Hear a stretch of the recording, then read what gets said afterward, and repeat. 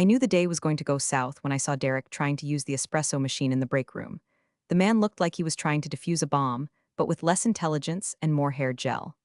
I'm Alina, by the way, lead cryptographer for a defense firm that I can't name without burying this post under 14 layers of redaction tape. I build the digital vaults that keep the uncomfortable truths of national security from leaking onto your Twitter feed. I don't deal in maybes, I deal in 256-bit keys and silence. I was leaning against the counter, watching Derek struggle with a pod that was clearly labeled decaf while he muttered about optimizing caffeine throughput. This is the guy corporate sent down to streamline operations.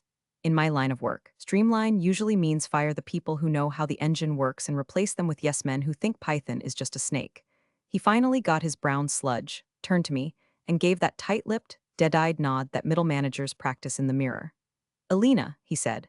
It sounded less like a greeting and more like he was acknowledging a smudge on his loafers. Derek, I replied, keeping my voice flat. I have a clearance level that would make his head spin off his neck. But to him, I'm just the legacy hire who doesn't laugh at his agile methodology jokes. Before I get into how this sentient LinkedIn profile tried to ruin my life, do me a favor, hit subscribe and upvote this mess. It fuels my rage fire, and honestly, seeing the numbers go up is the only dopamine hit I get since I quit drinking coffee to avoid Derek in the mornings. Thanks. You guys are the real MVPs. I walked back to my office, the war room, we call it.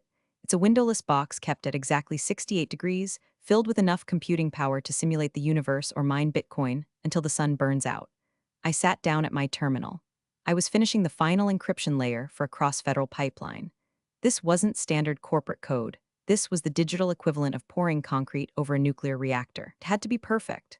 One misplaced semicolon, one weak handshake protocol, and half the Eastern Seaboard's grid logic could be compromised. I typed. My fingers move differently when I'm in the zone. It's not typing, it's weaving. I was stitching a safety net out of mathematics. The cursor blinked, a steady heartbeat in the dark. Tap, tap, enter, done. The compile bar filled up, green and soothing. I felt that specific satisfaction you get when chaos is ordered into submission. I locked the station. My protocol is rigid. Lock, token out, verify, leave. I never skip a step. I grabbed my bag and headed for the secure exit to grab a late lunch. The hallway was quiet, the kind of sterile silence that usually costs billions of dollars to maintain. I reached the heavy maglock doors that separate the SIF, sensitive compartmented information facility, from the lobby. I tapped my badge, beep boop, a red light, that was odd. I wiped the card on my sleeve, a universal gesture of futility, and tapped again. Beep boop, red light, access denied. My stomach did a slow roll like a destroyer changing course in heavy seas. These badges don't just fail, they are hard-coded with RFID chips tracked by satellites. A failure isn't a glitch, it's a statement. I looked up at the camera in the corner. Usually, security would buzz me out in 3 seconds, assuming a reader error. 10 seconds passed. Nothing, I had to manually push the intercom. Security, this is Alina. Badge reader on Sector 4 is acting up. One moment, a voice crackled. It wasn't Old Man Miller, the usual guy, it sounded young. Nervous. Hold on. System says, sync issue, I'll buzz you. Click, the door unlatched. I walked through, my internal radar pinging like crazy. A sync issue. Closed loop system? That's like saying a submarine has a sunroof leak. It's technically impossible unless someone took a blowtorch to the hull. I went to the cafeteria, grabbed a sandwich that tasted like cardboard and sadness, and ate it while staring at the wall. My mind was racing. Derek had been hovering around the IT admin desk yesterday. I had seen him whispering with the sys admin, a guy whose password security habits I've personally flagged 3 times this quarter. I went back up, the badge worked on the main lobby turnstile, but it lagged. A fraction of a second delay, to you that's nothing. To me, that's a packet being routed somewhere else before getting approval. Someone was sniffing the traffic on my own credentials. I got back to the war room. The door was locked just as I left it. I swiped in. I sat down and woke the monitor, and there it was. A terminal window I hadn't opened. It was minimized in the corner, barely visible against my dark background wallpaper. I didn't touch the mouse. I didn't gasp. I froze, becoming part of the furniture. Someone had accessed the terminal in the 20 minutes I was eating my sad sandwich. They hadn't changed anything obvious. The code was still compiling. But the access logs? I pulled them up using a keyboard shortcut that bypasses the GUI, a little trick I wrote for myself years ago. User, Alina admin time, 12:14 p.m. command. Export all/dev/null. They hadn't just looked. They had tried to copy the root directory. But they were sloppy. The syntax was wrong. They tried to pipe it to a null device, probably thinking that meant hidden folder, when in reality they just sent the data into a digital black hole. It was amateur hour. It was offensive. It was definitely Derek. Or someone Derek hired who learned hacking from watching Mr. Robot clips on YouTube at half speed. I carefully closed the window. I didn't delete the history. I didn't alert security. If they were coming for me, they were already inside the house. I needed insurance. I reached into my pocket and pulled out my lip balm, except it wasn't lip balm. It was a masked USB drive, specifically designed to look like a generic tube of chapstick. I plugged it into the back of the tower, into the maintenance port that isn't monitored by the standard DLP, data loss prevention software, because I'm the one who wrote the DLP software exceptions. I initiated a silent mirror of the server logs. Every keystroke, every failed login, every unauthorized access attempt from the last 24 hours. You want to play games, Derek? I whispered to the humming server rack. Let's play. The download finished. I pocketed the chapstick. I smoothed my blazer, fixed my posture, and went back to work as if nothing happened. But the air in the room had changed. It didn't smell like ozone and recycled air anymore. It smelled like a trap. The summons came at 9 a.m. sharp the next morning. An Outlook calendar invite titled Status Update with High Importance. No agenda attached. Just me, Derek, and the HR director. A woman named Janice who always smelled like lavender and anxiety. I walked into the HR conference room. You know the type. Glass walls that aren't quite soundproof enough, a table made of fake mahogany that wobbles if you breathe on it, and a motivational poster on the wall that says teamwork featuring a row of ants carrying a leaf. I always wondered if the ants knew they were just labor for a queen who didn't care if they got stepped on. Derek was already sitting there. He wasn't wearing a tie, just one of those quarter-zip fleeces that scream I vacation in Martha's Vineyard, but I want to look approachable. He had a folder in front of him. He tapped it with his index finger. Tap, tap, tap. Janice wouldn't meet my eyes. She was aggressively organizing a stack of papers that didn't need organizing. Alina, have a seat, Derek said. He tried to sound grave, but the corners of his mouth were twitching. He was enjoying this. He was practically vibrating with the thrill of power. I sat. I didn't lean back, spine straight, hands folded in my lap. Is there a problem with the encryption rollout? I saw the compile finished successfully. This isn't about the code, Alina, Derek said, opening the folder. He slid a single sheet of paper across the table. It was a printout, standard company letterhead, no Department of Defense seal, no NSA watermark, no timestamps from the Central Clearance Database. Just Arial font, size 12, double-spaced lies. We received a flag during the quarterly security audit, Derek said, his voice dropping an octave to sound authoritative. Your top secret/PSI clearance has been flagged as expired, pending review. Effective immediately, we have to terminate your access to all classified systems. I looked at the paper. It said, subject, clearance revocation. Reason, administrative lapse. I almost laughed. I really did. It took every ounce of my discipline not to cackle like a witch over a cauldron. Clearances like mine don't expire because of an administrative lapse. They are life-monitored. If my clearance was actually revoked, I wouldn't be sitting in a conference room with Derek and Lavender Janice. I would be in a windowless room in DC explaining myself to 3 guys who don't blink. Expired, I repeated. Voice dead calm. That's interesting, Derek. My reinvestigation date isn't until 2027. And usually the adjudication facility notifies the subject directly via secure mail before notifying the contractor. Derek waved his hand dismissively. The bureaucracy is messy, Alina. You know that. The point is, without the clearance, you can't be in the building. You can't touch the terminals. You're a liability. Janice finally spoke up, her voice trembling. We have prepared a severance package, standard 2 weeks plus COBRA. If you sign the NDA regarding your departure today, I'm not signing anything, I said. The room temperature dropped 10 degrees. Derek stopped tapping his finger. Excuse me, I'm not signing a voluntary separation agreement, I clarified. If you are firing me, fire me. Put it in the system. Terminated due to clearance failure. Do it. Derek smiled. It was a shark's smile. All teeth and dead eyes. Fine, have it your way. Hand over your badge and your token. I reached into my bag. I pulled out my badge, the hard plastic rectangle that had been my identity for 12 years. I placed it on the table. Next to it, I placed my RSA token, the little fob with the changing numbers. And the keys, Derek said. What keys? The encryption keys, the master passcodes for the vault. I stared at him. This was it. This was the whole play. He wanted the keys. He wanted to hand them to someone else and claim he streamlined the department. The keys aren't physical, Derek, I said slowly, as if explaining quantum physics to a golden retriever. They are algorithmic seeds. They rotate every 6 hours. I can't just give them to you. The system generates them based on my biometric profile. We'll figure it out, he snapped. Just go. Security will escort you out. I stood up. I didn't look at Janice. I looked Derek dead in the eye. You really have no idea what you're doing, do you? You think this is just IT support. You think you can just swap out parts. I think your time has passed, Alina, he sneered. We need fresh eyes. Loyal, there it was. He didn't want competence, he wanted a lapdog. I turned and walked out. I didn't look back. I didn't slam the door. I walked past the security desk where Old Man Miller looked confused as he took my visitor log signature. Leaving early, Alina? He asked. Something like that, Miller. Take care of yourself. I walked out into the Maryland humidity. The sun was blinding. My car was baking in the asphalt lot. I got in, locked the doors, and sat there for a full minute. My hands were shaking, not from fear, but from the adrenaline dump of holding back a scream. He lied about a federal clearance. That's not just a firing offense, that's a felony. That's go to federal prison and make license plates territory if the wrong people find out. And I was going to make sure the very wrong people found out. I didn't drive home.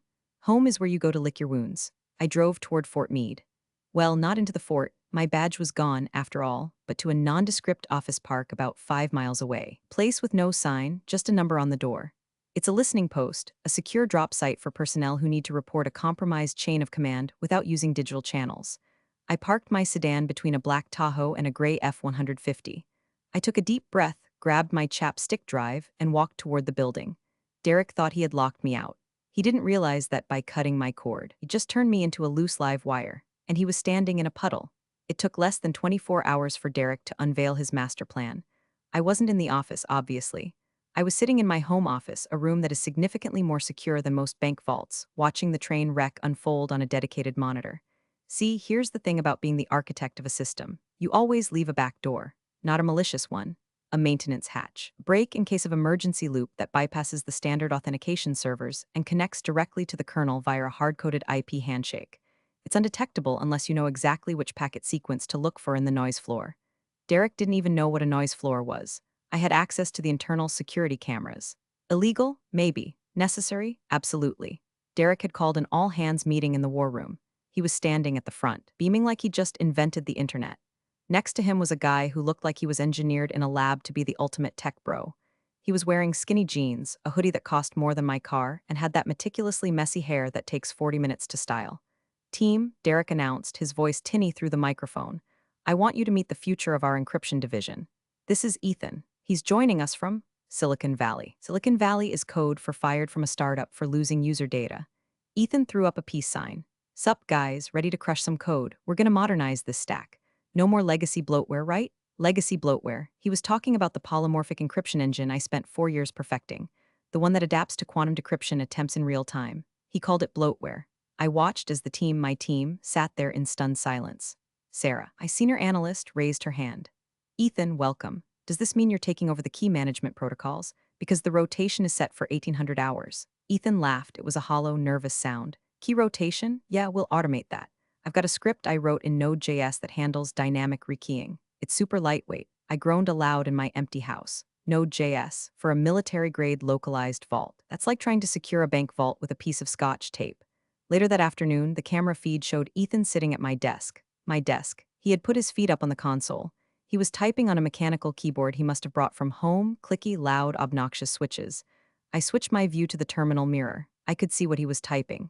Command, sudo apt-get update error, repository not found. Command, git clone public repository URL error, firewall blocking external connection. He was trying to pull code from the public internet into a closed CIF environment. He was literally trying to copy-paste code from GitHub to run a classified defense system. You absolute turnip, I whispered. Derek walked in a few minutes later, holding 2 coffees. How's it going, Rockstar? You getting into the guts of it? Yeah, man, Ethan said, spinning around in my chair. The previous admin, Alina, right? She had this locked down way too tight. Permissions are a nightmare. I'm having to root the box just to install some basic tools. Do what you gotta do, Derek said, sipping his latte. Just get it ready for the demo on Friday. I told the board we'd have the new interface live. No worries. I'm flushing the old checksums now. My blood ran cold. The checksums aren't just for error checking. In this system, they are the heartbeat. They verify the integrity of the data stored in the vault. If you flush them without the proper rehashing sequence, which only exists in my head and on a secure offline drive, the system interprets the data as corrupted. If he ran that command, he wouldn't just break the system. He would trigger the dead man's switch. The system is designed to assume that if the checksums vanish suddenly, the facility has been overrun by hostiles. It locks down. It encrypts the data into a monolithic block of noise that is mathematically impossible to reverse without the prime key. And guess who has the prime key? I watched Ethan type, rmrf/var/log/checksums. He hesitated. His finger hovered over the enter key. Do it, Derek urged. Clean slate. Ethan hit enter. On my screen, nothing happened. On their screen, the prompt just returned to a blinking cursor. Done, Ethan said. Easy. They had no idea. They didn't hear the silent alarm that just went out to the NSA, the DoD, and 3 other agencies that don't have acronyms. They didn't see the background processes quietly locking every single file, turning terabytes of intelligence into digital concrete. They thought they were cleaning house. In reality, they had just welded the doors shut from the inside. I sat back in my chair and took a sip of my tea. It was Earl Grey hot. Okay, Ethan, I said to the screen. You wanted the wheel? You got it. Try not to crash into the Pentagon. The trap was sprung. Now, I just had to wait for the hunters to arrive. The thing about a silent alarm is that it's really, truly silent. There are no flashing red lights, no sirens, no robotic voice counting down to self-destruct. That's Hollywood bullshit. In the real world, a silent alarm is a single packet of data, 64 bytes long, sent via a subfrequency that bypasses the company's ISP entirely. It hit the Pentagon's servers at 2:14 p.m. At 2:15 p.m., my encrypted phone buzzed. It wasn't a text, it was a push notification from an app that looks like a weather tracker but isn't. Storm warning, severe, location, Sector 7. Sector 7 is the code for my old office. I opened the app and authorized with my thumbprint. A chat window appeared. User ID was just a string of random numbers. Handler, we see integrity collapse on Vault Node 4. Did you authorize a flush? I typed back instantly. Alina, negative. I was terminated yesterday. Badge revoked. Access denied by site manager Derek V. 3 dots appeared. They pulsed for a long time. I could imagine the chaos happening in a windowless room in Arlington. Analysts pulling up logs, realizing the lead cryptographer was gone, realizing some kid named Ethan was currently rewriting the security protocols with crayons. Handler, terminated? We have no record of a clearance withdrawal. You are still the registered Prime admin. Alina, Derek claims my clearance expired. He physically removed me. The current activity is unauthorized. Handler, understood. Hold position. Do not attempt to log in remotely. Do not contact the site. We are initiating a trace. Do not engage. Hardest order to follow. I was watching Ethan on my other monitor. He was currently frowning at his screen. Hey Derek, Ethan called out. Weird thing. The file system is acting kinda slow. I tried to open the user database and it's giving me gibberish. Derek poked his head in. It's probably just indexing. Give it a minute. No, look, Ethan pointed. The file names. They're all changing to random characters. Is that normal? It was the encryption cascade. The system was eating itself to protect the data. It was beautiful. Back on my phone, a new message popped up. Handler, trace confirms unauthorized IP access. User Ethan admin utilizing unsecured script injection.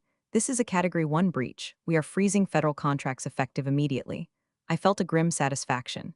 A Category 1 breach isn't a slap on the wrist. It's the call the lawyers and the priests level of screwed. It means the company has failed to protect national secrets. It means their authorization to handle classified data is suspended until a full forensic audit is completed. And audits take months.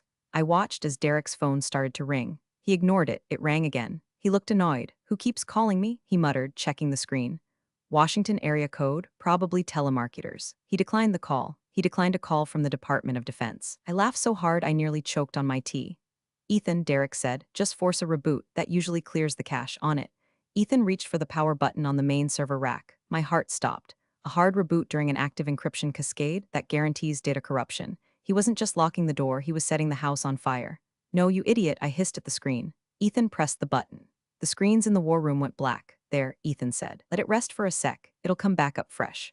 On my phone, handler, signal lost. Node 4 is offline. Did they just hard kill the server? Alina, affirmative. Manager instructed a hard reboot during lockdown protocol. Handler, Jesus Christ. Okay. Asset preservation team is mobilizing. Stay by your phone. Asset preservation team. That's polite speak for men with guns and subpoenas. I leaned back. The damage was done. Data was likely corrupted beyond repair. Unless, of course, someone had a backup. A localized, offline mirror of the entire vault structure. Someone who was paranoid enough to keep a copy on a secured drive, disguised as chapstick. Derek had just destroyed millions of dollars of work and compromised national security because he wanted to hire his buddy. And he had no idea that the only lifeboat in the ocean of excrement he just created was sitting in my pocket. I checked the time, 3:30 p.m. The traffic from DC to Maryland is brutal this time of day.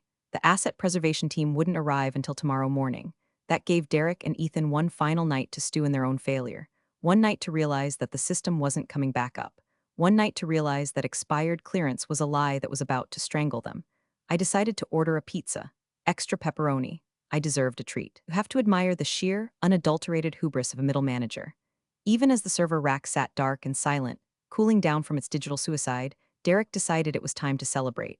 Around 4:30 p.m., the office admins rolled a cart into the main open-plan area outside the war room.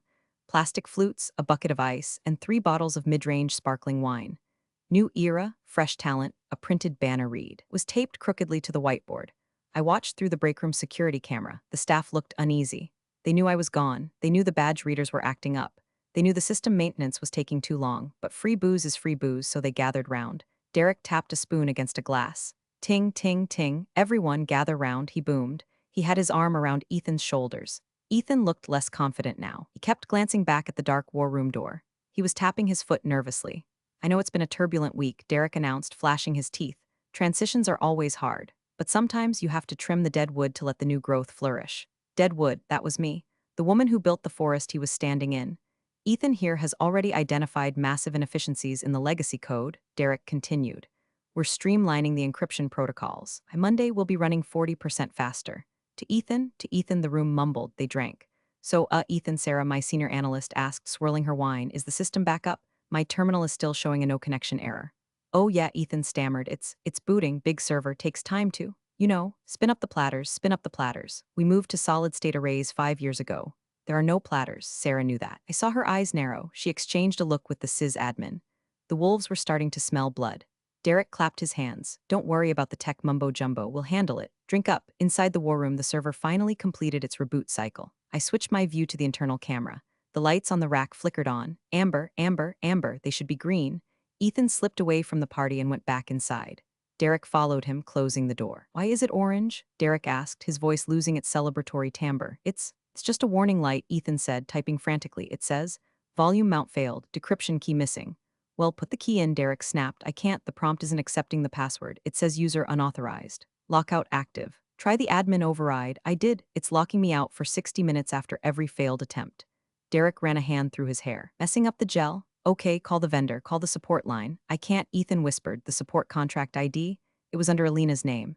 When you revoked her access, the vendor portal locked us out too. Silence, pure, beautiful silence. What do you mean locked out? Derek's voice rose to a shriek. We pay them millions. Yeah, but the authentication is tied to the lead cryptographer's biometric token. You took her token, I have it right here. Derek pulled my fob out of his pocket. No, not the fob, her biometrics, her fingerprint, her retina scan. The system needs her to authorize the transfer of ownership. Derek stared at the blinking amber lights. The realization was hitting him. He hadn't just fired an employee, he had thrown away the only key to a billion-dollar safe. Call her, Derek said. What? Call Alina. Tell her. Tell her there's a glitch. Tell her we need her to come in for an exit interview. Final sign-off. Just get her in the building. I watched Derek pull out his phone. He dialed my number. I sat in my living room watching my phone vibrate on the coffee table. Caller Derek work. I took a sip of my wine, a nice Pinot Noir, much better than the swill they were drinking. I let it ring. Ring, ring, ring. She's not picking up, Derek growled. He sent a text. Hey, Alina, hope you're well. Just realized we forgot some paperwork for your severance. You pop by around 5? We want to make sure you get paid ASAP.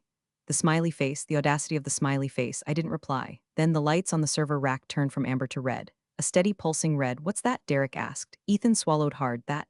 I think that's the data purge warning. If we don't authenticate in 12 hours, it wipes the drives. Stop it. Unplug it. If I unplug it now. The battery backup kicks in and accelerates the wipe. It's a tamper-proof mechanism. Derek slumped into my chair. The party outside was still going, muted laughter filtering through the glass.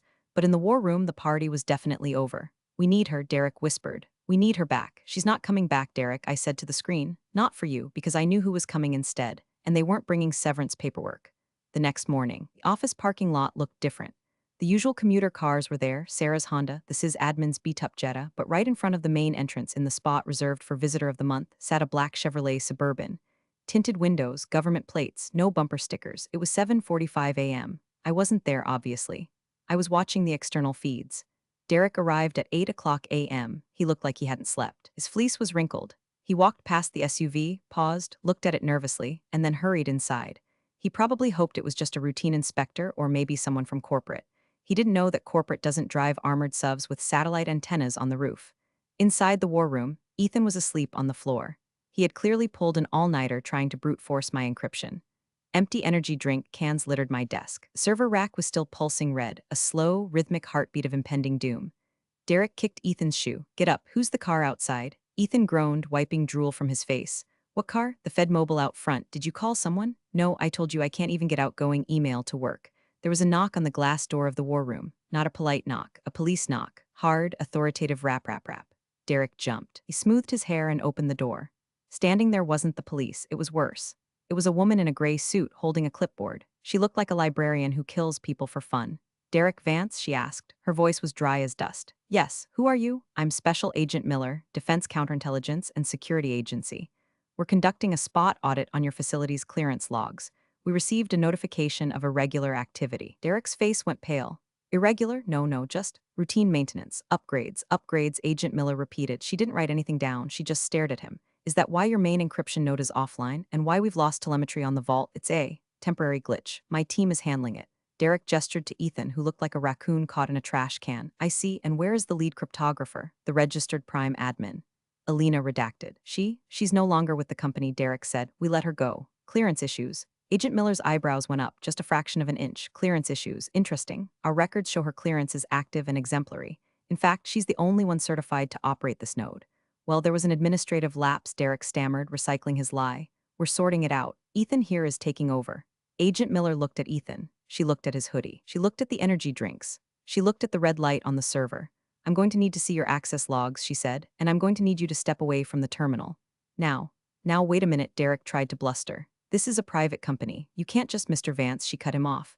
You are a federal contractor operating a classified vault. You are not a private company. You are a tenant, and right now it looks like you've broken the lease. She motioned to two men who had quietly entered behind her. They weren't wearing suits. They were wearing tech ops gear. They moved past Derek like he was a ghost and started plugging laptops into the server ports. Derek pulled out his phone again. He ducked into the hallway. My phone rang. Caller Derek work, I let it go to voicemail. He texted, Alina, pick up. The feds are here, tell them you quit. Tell them IT was voluntary. I can fix this. I'll double your salary. I laughed. Double my salary? He was going to be lucky if he didn't end up paying legal fees for the next decade. I typed a reply, finally breaking my silence. Alina, my clearance is expired, remember? I can't talk to you. It would be a security violation. I saw him read it on the camera. He stopped walking. He stared at the phone. He looked up at the camera in the hallway, realizing for the first time that I wasn't just gone. I was watching. The silence protocol was over. The noise was about to begin. My own phone rang again. This time it wasn't Derek. It was a blocked number. This is Alina, I answered. Alina, this is Director Hastings, a deep voice said. We have boots on the ground at Sector 7. The situation is messy. They've triggered a Level 4 lockout. I know, I said. I'm watching the logs. Can you fix it if I have physical access? Yes.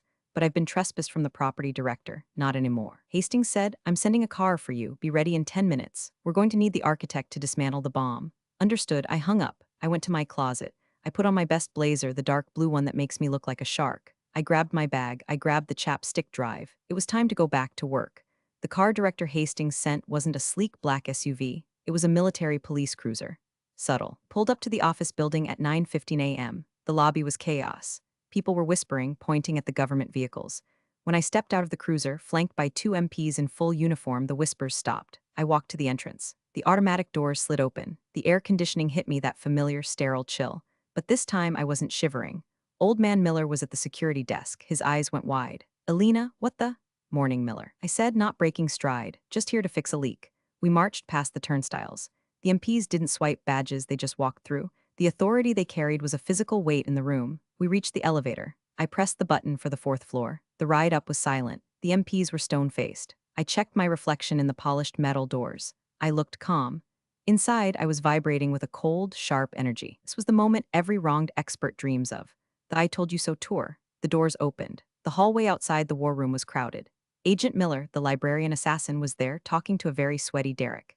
Ethan was sitting on a bench, head in his hands. The CEO, a man named Mr. Henderson who usually only showed up for quarterly bonuses, was pacing back and forth, shouting into a phone. I don't care whose fault it is. Just get the system online. We're losing data, Henderson yelled. Derek saw me first, his eyes bugged out. Alina, thank God. Look, tell them this is just a misunderstanding. You can unlock it, right? I didn't answer him. I walked straight up to Agent Miller. Agent, I said, I'm Alina, lead cryptographer. Agent Miller nodded. Director Hastings briefed me. The system is in full lockdown. The current admins, she gestured vaguely at Derek and Ethan, tempted a hard reboot during a checksum flush. Amateurs, I said loud enough for the room to hear. Alina, Derek cut in, trying to regain control. You need to log in. Now we can discuss your rehiring package later. Just fix this. I turned to him slowly. I can't, Derek. My clearance is expired. Remember, you put it in writing. Stop playing games. Derek screamed. The company is on the line. Mr. Vance, one of the MPs, stepped forward. Step back. Mr. Henderson. The CEO froze. He looked at me, then at Derek. What is she talking about? What clearance expired? He fired me yesterday, I said to the CEO. Claimed my federal clearance was revoked. He forged a document to do it. Then he handed the keys to National Defense Secrets to a guy whose password was probably password 123. Henderson turned on Derek. You forged a revocation? Derek, is that true? It was. It was a strategy. Derek pleaded we needed to cut costs. She was too expensive. Ethan said he could do it for half the price. And look what you got for your discount, I said, pointing at the war room door. The red light was pulsing faster now. Critical failure imminent. Agent Miller checked her watch. Miss Alina, the purge cycle hits the terminal phase in 4 minutes. If you can stop it, do it now. Otherwise, we are seizing all physical assets and arresting everyone in this hallway. Arresting? Derek squeaked. Criminal negligence. Mishandling of classified data. Fraud. Agent Miller listed them off like grocery items. I can stop it, I said. I walked toward the war room. The sea of people parted. I felt like Moses if Moses was a middle-aged woman in comfortable heels. I entered the room. The heat was intense. The fans were running at maximum RPM. The screens were filled with cascading red text. Warning, integrity failure. Deletion imminent. I sat in my chair. It still smelled like Ethan's cheap cologne. I'd have to burn it later. I pulled the chapstick drive from my pocket. What is that? Ethan asked from the doorway. This, I said, plugging it into the maintenance port, is what competence looks like. I began to type. The keyboard felt gritty. Ethan had probably been eating chips over it, but I ignored it. I accessed the command line. The system was screaming, a digital panic attack. It's rejecting all standard input. Access denied. Lockdown in effect. I didn't use the standard login. I used the handshake protocol I had stored on the drive. Command, initiate override auth source, USB mount 01 key, 256-bit hash string. The screen paused. The red text stopped scrolling. Analyzing key. The room behind me was dead silent. I could hear Derek breathing, short, shallow gasps. Key verified. Welcome, architect. Architect, I programmed that little welcome message myself. A bit of ego? Sure, but I earned it. Command, abort purge command, restore checksums from backup. A progress bar appeared. 0%, 10%. Is it working? Henderson whispered. Hush, I said. 20%, 50%. The angry red pulsing of the server rack slowed. The lights flickered, turned amber, and then finally a solid, steady green. The fans spun down to a hum. System restored. Integrity 100%. I exhaled. I hadn't realized I was holding my breath. I pulled the drive out and stood up. It's done, I said. The vault is secure, no data loss. Agent Miller stepped forward and checked the screen. She nodded. Good work. We'll need to do a full audit to ensure no backdoors were left by the unauthorized users. She turned to Derek. Mr. Vance, she said, we need to discuss the document you presented to this employee. It was just a memo, Derek said, backing away. Internal HR stuff. Alina, Agent Miller said. Do you have the letter? I kept a copy, I said. I pulled the crumbled paper from my bag, the one he slid across the table yesterday. Miller took it. She read it. Her expression didn't change, but her eyes got colder. This document attempts to mimic a Department of Defense directive. It cites a non-existent statute. It falsely claims a revocation of a federal clearance. She looked at the CEO. Mr. Henderson, are you aware that forging federal security documents is a felony carrying a mandatory minimum sentence? Henderson looked like he was about to vomit. I had no idea. Derek told me she was being let go for performance issues. He never mentioned a clearance revocation. He lied to you, I said simply. He lied to get his friend hired, and he risked the entire company to do it. Derek was cornered. He looked at Ethan for support, but Ethan was busy trying to melt into the drywall. It was a business decision. Derek yelled, his voice cracking. She was unmanageable. She didn't fit the culture. The culture of what? I asked. Incompetence? You're right, Derek. I don't fit that culture. Agent Miller signaled the MPs. Derek Vance, I'm detaining you for questioning regarding the mishandling of classified material and fraud against the United States government. You can't arrest me. I'm a manager. Not anymore, Henderson barked. You're fired, Derek, effective immediately. And you, he pointed at Ethan. Get out. Don't touch a computer, don't touch a phone. Just get out. The MPs moved in. They didn't cuff Derek, but they flanked him, grabbing his arms. They marched him toward the elevators. He was still shouting about agile workflows and cost savings as the doors closed. The lobby was silent again. Henderson wiped his forehead with a handkerchief. He looked at me. Alina, we need you. Please name your price. We can't run this without you. I looked at the server rack, my baby. It was humming happily again. I'm not coming back to work for you, Mr. Henderson, I said. Double salary, triple stock options. It's not about the money, I said. Let a man like that tear apart my work. You didn't check. You didn't ask. You just signed the paper. Then what will you do? Agent Miller stepped in. Actually, Mr. Henderson, the department is seizing control of this node. We're moving the contract and the personnel. She looked at me. Director Hastings would like to offer you a position, direct hire. No contractors, no middle managers. You answer to the agency. I smiled. I think I'd like that. The transition was swift. By noon, federal teams were swarming the building, boxing up hard drives and shredding paper files. The company, my former company, was effectively gutted. Without the defense contract, they were just another tech firm with too much office space and bad management. Their stock was already plummeting. Apparently, news of an FBI raid tends to spook investors. I packed up my personal items from the war room. Framed photo of my dog, who has better clearance discipline than Derek, my favorite mug, and my cactus. Ethan was waiting by the elevator with a cardboard box. He looked like a kicked puppy. I didn't know, he mumbled as I walked past. Derek said it would be easy. He said it was just maintenance. I stopped. Encryption isn't maintenance, Ethan. It's language. If you don't speak it, don't try to shout over it. I pressed the button. I didn't wish him luck. Be fine. He'd probably land a job at some app startup ruining user privacy for a living. That's where guys like him belong. Outside, the air smelled sweet. Agent Miller was waiting by the sedan. We have the logs from your USB drive, she said. They confirm everything. Derek's attempts to bypass protocol, the authorized access by Ethan, the negligence, and the revocation letter, evidence in the fraud case. He's looking at significant time and a permanent ban from any government contracting. He'll be lucky if he can get a job managing a shift at a pretzel stand. I nodded. It was enough. Here, I said, handing her the chapstick drive. This is the restored encryption keychain and the source code for the override protocol. I kept it safe. She took it, turning the little tube over in her hand.